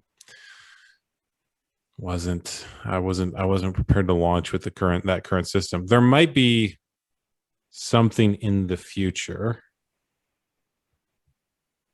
I have to rethink how I'm going to do it. It's a project, but you're right. I think that's a need, and I'd like that to be a thing. Part of it too is that sometimes the thing that someone would be best at hasn't been built yet. So I don't always know where to send them because they want to do something that no one's done. And I'm like, well, you might have to be the first. Oh, I support your ambition, Brendon, to build something, and I'm sure people will come and then you can iterate, right? I might do a private, smaller version at first and get as many people into a version. That might be the way to do it, is to get that version that iterates. And then later on, if we're using one platform, to just say, okay, I'm changing it. We're going to this particular thing now, but it's not my focus yet. Well, you're gonna be a dad soon, so you got 5 months to finish. Yeah, my focus is I want to get the book that I've been working on out the door, and maybe do a video series inspired by it. Those are the main focuses right now. Well, Jordan, thanks for hosting. I think I'm gonna hop off and get back to work, but it was great to see all you guys, and be in touch, I'm sure. Good to see you, Eric. Yeah, I'll note right now it has been 90 minutes. I said the podcast would be around 90 minutes, which really means if it's 90 minutes if you want it to be, and you can all leave if you want. Or if you have more things to talk about, you know, I can stay around for a little bit longer. You were hostages until the 90-minute mark, but they're going to start letting you go. Yeah. So, yeah, what's everyone feeling right now? I feel that caffeine kicking in. All right, I'm just getting started. I have one quick question. Is this thing on? Yes. Yeah, we heard it tap. Yeah. Okay. Didn't know if I was using the mic built into my headset or not. Yeah, we got some fuzz toward the beginning, or at least I was getting some fuzz when you were talking. I think cleared up. that's how I fixed it. I plugged in this other thing and it took right over. That was good. Okay. Can That's you good all to hear know. the people in my house in the background right now? No. Nope. Okay, good. Amazing. Well, I too would like to thank you, Jordan, and I'm always happy to participate when I can squeeze in the time. I got to go back downstairs and make the donuts or whatever you call them. Got to make the silicone cones.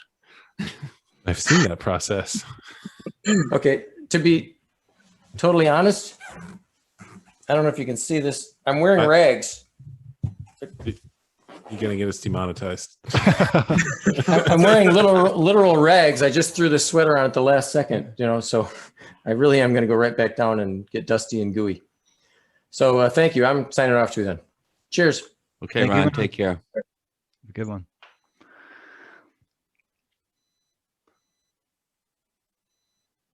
And then number 4. I have a question for the two of you. Are there any so Tony, do you go by Tony or Anthony? I've been calling you both. Either one.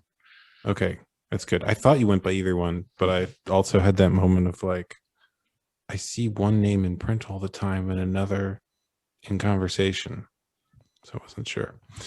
But I'm totally gonna want to ask you more about that app when you're on my show. Are there topics that you would like to see me cover on my show or get people talking about on my show? Because we had not a debate episode, but we had a mom and son talking. People really responded well to that. So I'm wondering if there are things in the future that we could get people talking about or you'd like to see, or that you would be like, oh yeah, that's a show I want to tune into. Yeah, I got a topic for you. Go for it. When's American Circumcision 2 coming out? Well, so the book, I'll tell you the book I have coming up next, which it's not, how do I put it?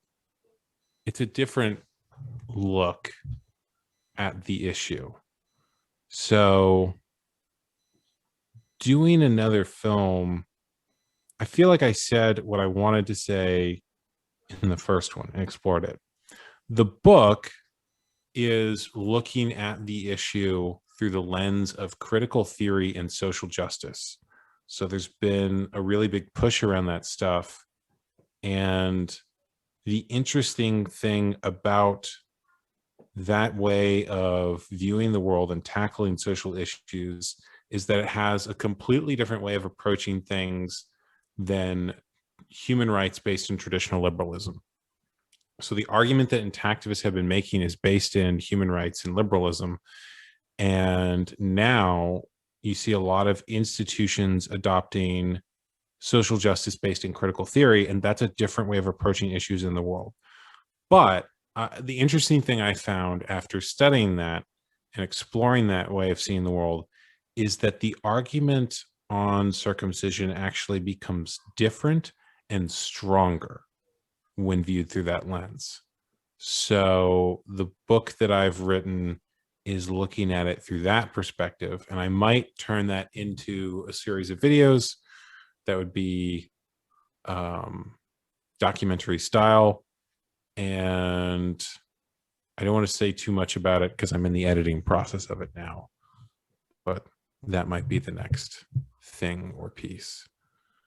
So I think that people might, I feel like if I just made the same movie again twice, I don't know what value that adds to people because it's the same movie again. I feel like there has to be something new or something I can add to it. And this book has something new that I can add to it.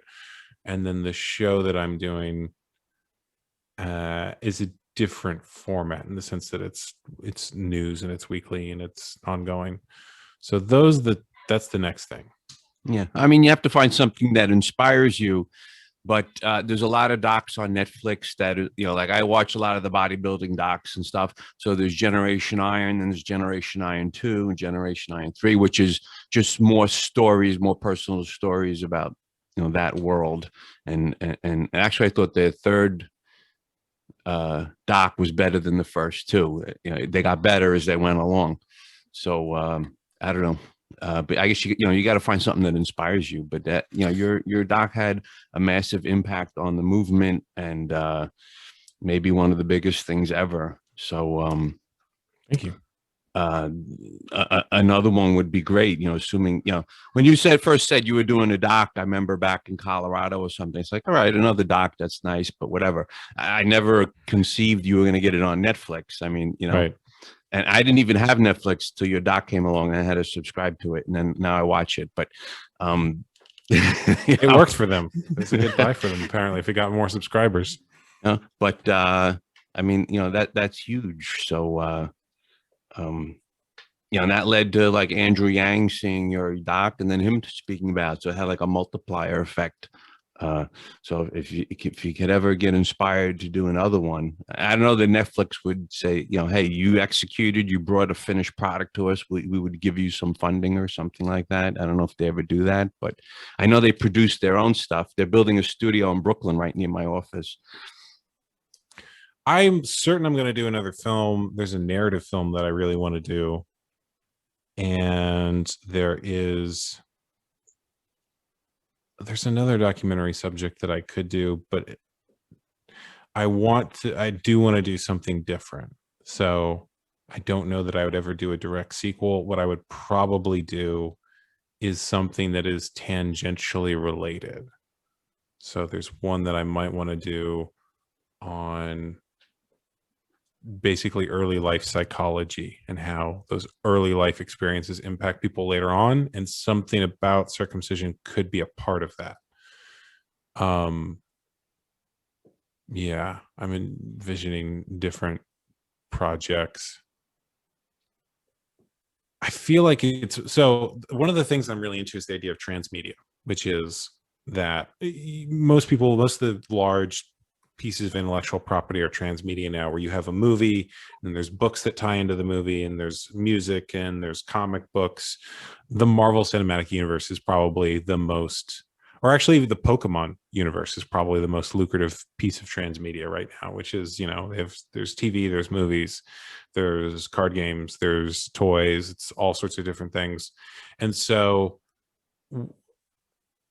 I could do another movie, but then also I kind of feel like doing multiple types of media, one can be an entry point for the others. In other words, if someone sees my podcast, then they might go towards that. If they see a book I've written, they go towards the film. And obviously Netflix is really useful as a place of distribution, but I think there's a project I would do for their platform. It's in the future. The book though that I've written, like, it came to me almost as this other entity and demanded to be written, and it had been something that had been on my mind for a while. So that I will probably turn into a series of videos, but rather than doing that to Netflix, it would be online content. But they're just a whole business model where if I had those as videos, then I could use it. I could run ads against them and build from there. But I'm getting ahead of myself. I have to finish the editing process. So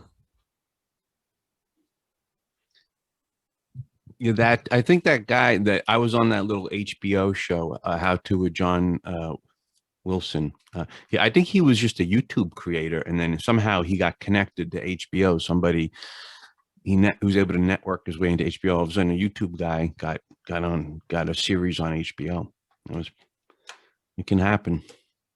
I know it could. It's the place I'm choosing to apply myself now is in the writing, because it's where I'm most excited. But maybe. I won't say never. Right now, it's not the focus, though.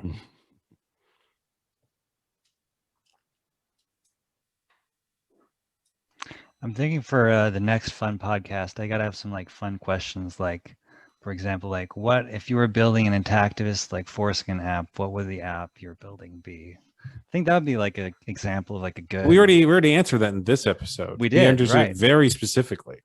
Exactly, but gotta have something like a fun, more of a fun prompt. Maybe that would have been the thing to do for future fun episodes. Jordan, I'll invite you on my show and show you how it's done. It's fine. Oh, that'd be an honor. I've never been on a show. Actually, it was one. Bradley Werrell. You were also on his show. Wait, you were on his show? Is he not the wildest interviewer you've ever been interviewed by? He's the only interviewer I've ever been interviewed by. Oh, okay. So he's great. But he goes on like lots of tangents, right? Yeah.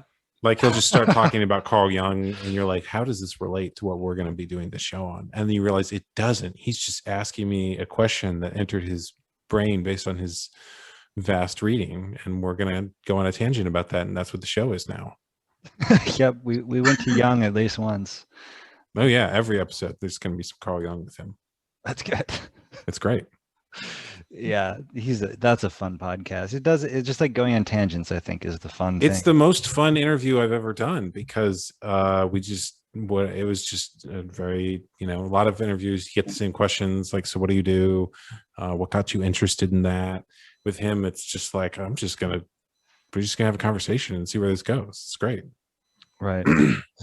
Yeah, I feel like it's good entertainment, which, a lot of podcasts ironically aren't. You'd think podcasts would be entertaining somehow, but some of them, yeah, they just get so bland because it's like interviewer style. Right. Like, people go into the conversation with an agenda, and they just stick to their agenda points.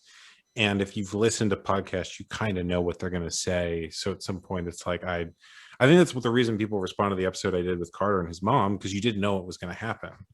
So definitely. Oh yeah. Yeah, live conversation. They're so easy to do too. It's like you just bring people on and talk about shit, and you get a lot of views that way. But they're easy to do, but they're still difficult to do well. And I feel like that is the barrier. On most media has a greater moat or barrier to entry. So if you want to do a feature-length film, it's a lot of work you have to do. If you want to start an Instagram account, like, there's no barrier to entry, but like, there's only a few that have really large followings. True. Yeah, definitely I have an idea for a viral video that I want to do. I was laying awake for like 2 hours last night, just thinking about this. Just shoot it. Just make it. Why are you laying awake for 2 hours for a video that you could have shot by now? Well, it'd take like a week to shoot it, because basically what it is you'd have like, you'd write like a really super compelling, like incredibly just powerful 5-minute piece of content, and then you'd crowdsource the actual or the voicing of it, and have 500 different men say each word of the thing. Yeah. And it'd be easy. It wouldn't be that hard to do, but it'd be pretty like cool to actually have that. Get some like cool music in the background. Yeah, I think that'd be pretty epic. By the way, Tony and Robert, what podcast do you listen to as a fan that you're like, I'm into this. This is fun, or interesting, or serious, or whatever it is you enjoy about podcasts? If you listen to podcasts, do you listen to podcasts? Me personally, no. Yeah. And this is my first podcast I've ever been on. So I went in like the first podcast you're ever listening to. You're listening to it live as a guest. Are you serious? It's, yeah, serious as a heart Jordan, attack. how'd you let this man on? Why is he here? He's a friend, okay? I mean, I like him, but Yeah, I'm just the filler. No, You don't even listen to like Joe Rogan or one of the podcasts that everyone listens to when they say they listen to podcasts. well, I've seen some of Joe Rogan's stuff, and I've been watching a lot of Jordan Peterson on Okay. YouTube. He's quite interesting to listen to and to speak. And I saw a couple of episodes on YouTube. I don't know if that counts as a podcast, but he's that dynamic there that they both have is pretty cool. So I mean that's the extent of really what I do as far as podcasts. Tony, what about you? I usually listen to Rogan, but more of the clips, not the whole show, just the highlights stuff. So definitely him, especially if he has an interesting guest on. Other than that, for me, it's mostly YouTube videos and mostly science and documentaries, and how does space and time merge together inside a black hole, and listen to that for 30 minutes. Interesting. So you like the deep science learning. When you listen to those interviews, or are they more like audiobook documentaries? They're like short docs, Yeah. presentations, whatever.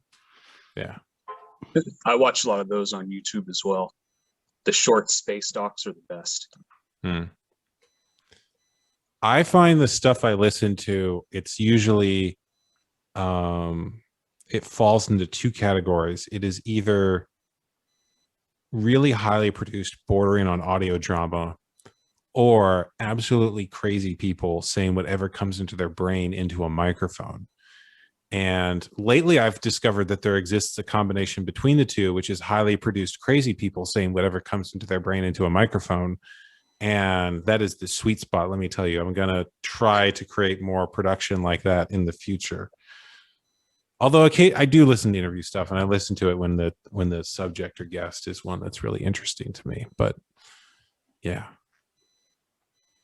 Yeah, see, that's a podcast that I would watch. Just like people, drinking a beer around a microphone, just shooting the shit, and well, most whatever comedian comes to mind. podcasts are that, basically that formula of like they just get a bunch of comedians together and they talk about a news story or something that happened in the world and go crazy about it. Maybe sometimes some Theo Von stuff. He's a podcaster, video guy. He has some interesting guests sometimes. I have no idea who that is. Oh, all right. But no, but like, give me the pitch. You're just gonna. He's just kind of like a dude. He just interviews different people. Comedian, podcaster. You'd have to watch his podcast. You know what I should do? We were talking about the insane interview that we both Jordan had with Bradley. What we ought to do is we should start a podcast where instead of a regular host, we have various actors who play the role of a podcast host. But over the course, each episode is a famous person getting punked by an actor playing a podcast host, and the actor's job is to become progressively more insane over the course of the show and begin asking crazier and crazier questions and slowly devolving into more of their own personal drama. I think there's a concept here. This is the next hit. I'm in. How can I help? We would need to get some actors and we would need to get some guests. I think we could pull both off if we had. You have to find the right characters. This sounds fun. See?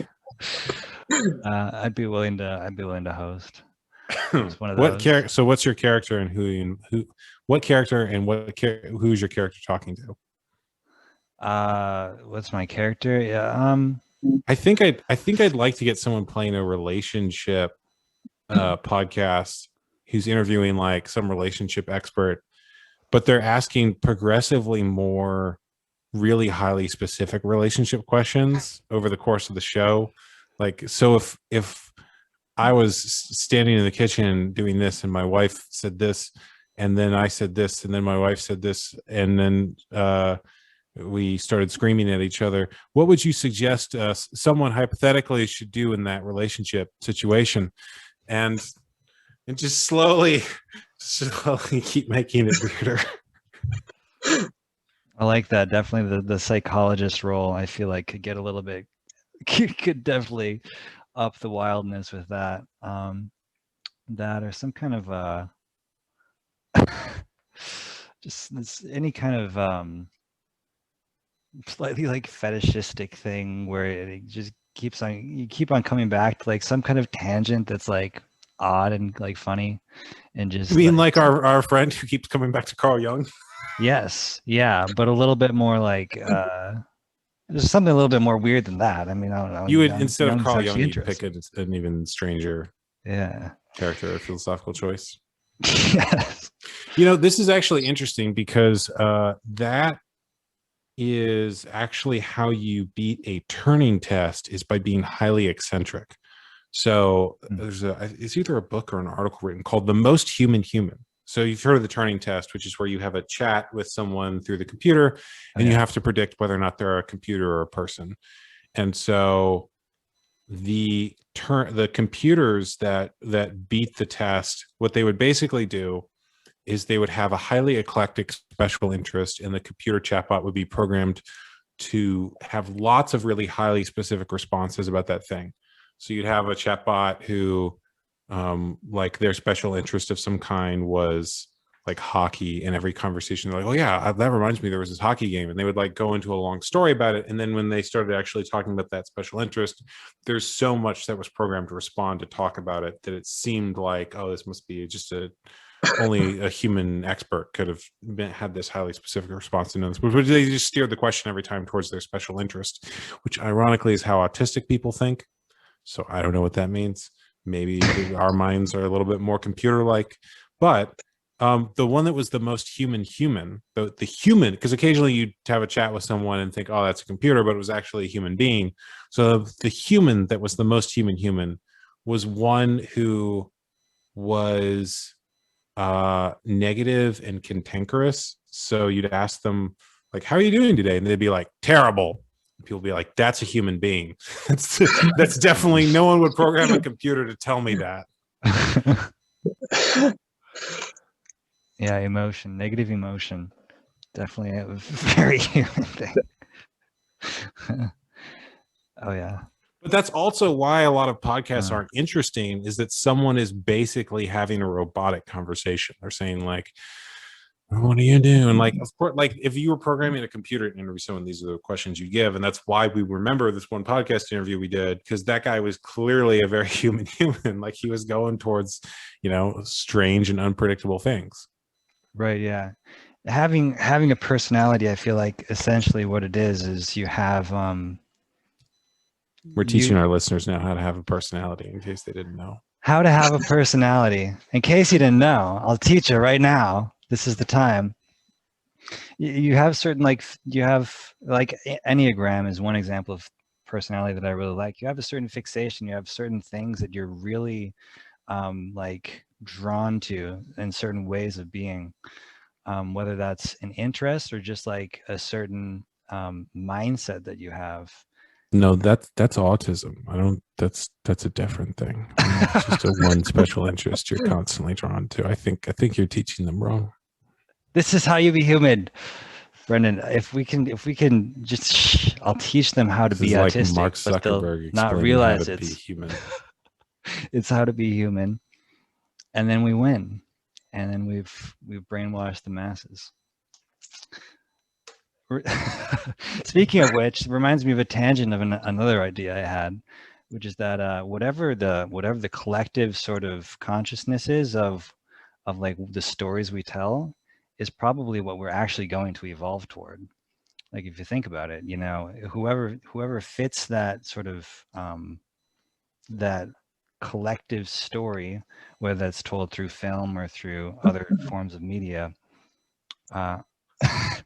I feel like that is what we actually end up becoming, you know, because we all try to embody it, and whoever's best at embodying it then becomes the top social person in their social reality, and that person's going to be the most likely to reproduce. So if we tell a certain story and like this is who the good guy, this is who the hero of the story is, then that's going to be what we actually evolve toward. So storytelling. I agree. That's a good example of a fixation too, is evolutionary biology, which I love to death. You're talking about the quote from the Buddha, what you behold, you will become. I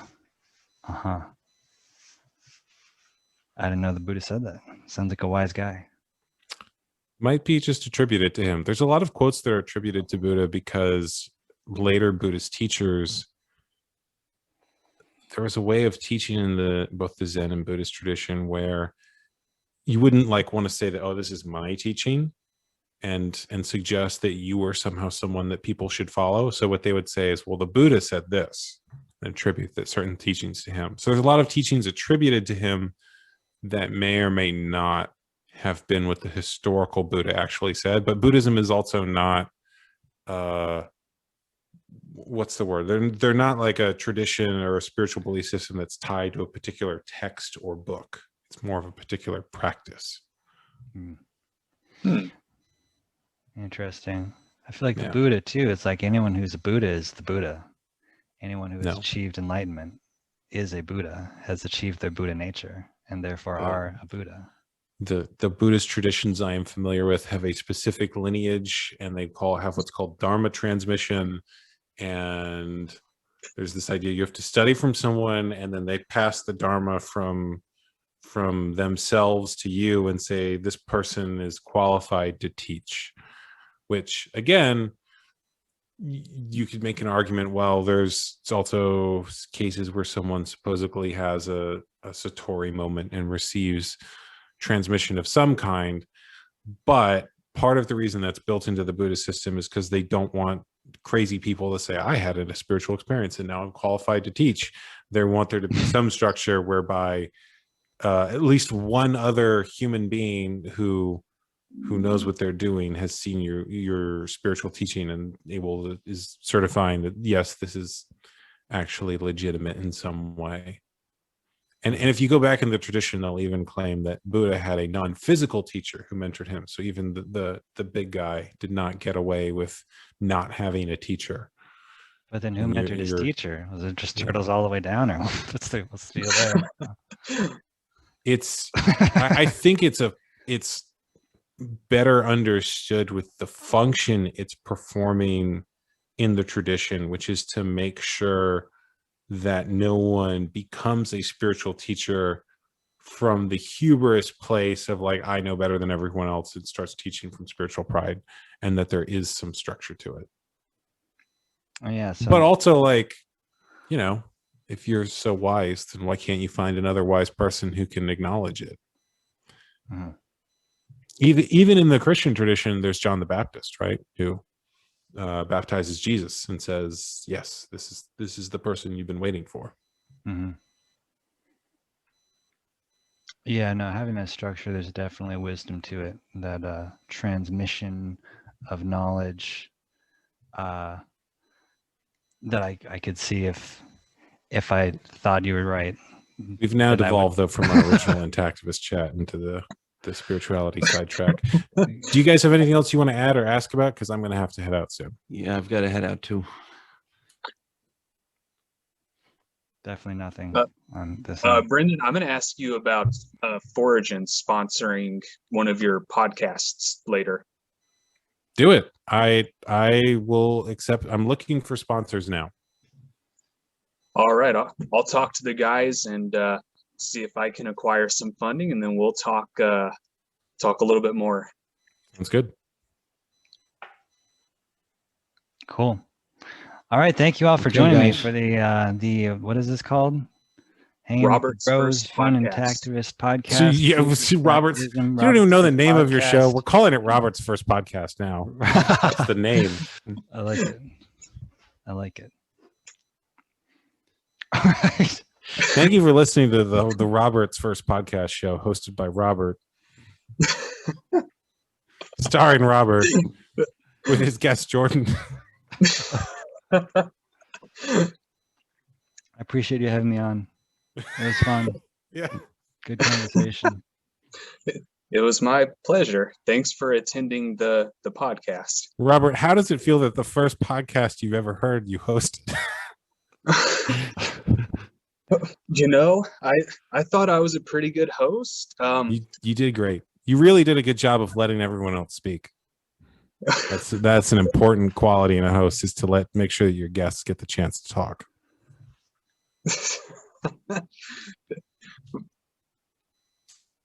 Sounds good. Yeah. See, just exemplifying it right there. Wow. Beautiful. Amazing. All right. Thanks, guys. Thanks, Anthony. Okay, guys. Talk to y'all later.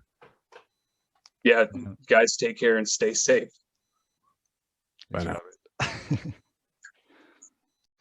Thank you, everyone, for watching this episode of Intact Radio, the future of Intactivism, Robert's first podcast. If you enjoyed this as much as I did, then please subscribe to this Intact Community YouTube channel by hitting that subscribe button right now. Do it. It will make me so happy if you subscribe. And then after that, you can also join the Intact Community Facebook group in the description below this video. You will be the first to get news on Intactivism and related things. And you can also, if you subscribe, you can also join future Intact Radio discussion groups where there will be live streams. You can participate in the discussion just like this one. I would love to have you there. Hope you join. Please subscribe. And yeah, I'll talk to you again soon.